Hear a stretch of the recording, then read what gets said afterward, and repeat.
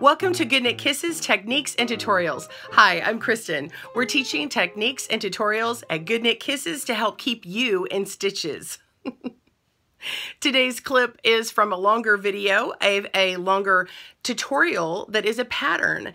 We are going to shorten it down for you today, so click on the link in the description below if you'd like more information or that full video tutorial. All right, let's begin.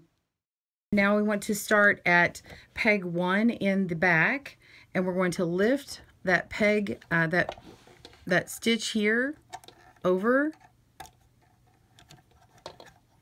and to the top. Now you don't have to move your loom. I'm doing that just to show you on the video in one spot. So I'm lifting from peg 1 over to peg 1. So from the inside loom to the outside loom.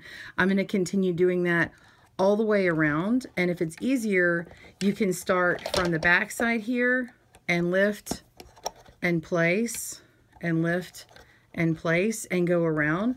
You want to make sure that you're going evenly around and not you're not adjusting it to the one side or the other, so you can count out and make sure that you are starting at the right spot on the opposite side. You don't want it to skew over one peg or the other, so otherwise it'll be twisted. So continue going around the loom one peg at a time, and do not knit these over, and I'll meet you back up for the bind off. See you soon. Before you get too far lifting all of these over, be sure and cut your yarn that you're not using anymore. So just cut out a nice length, and I would measure out till about this first leg here. So this is where your starter peg is. Go about this first leg, measure that yarn out, and cut the length, and then just lay that on inside. And then that's going to get lifted over now. When you lift your loops up and over, it will get trapped inside, and then you don't need to weave in that tail. So that makes that part very simple. So go ahead and continue lifting all of those pegs over. Pause your video, and I'll see you soon when that's done.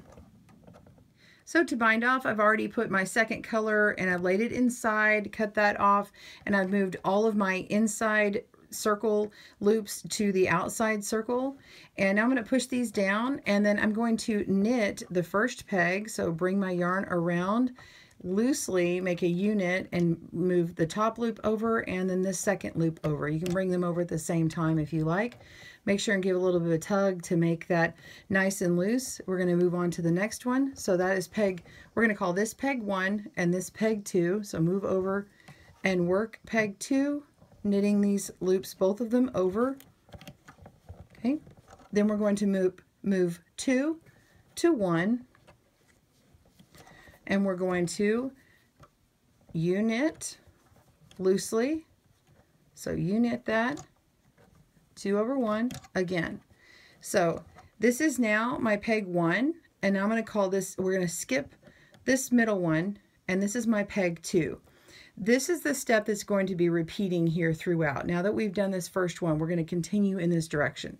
You're going to knit peg 2 loosely all the way, move it over to peg 1.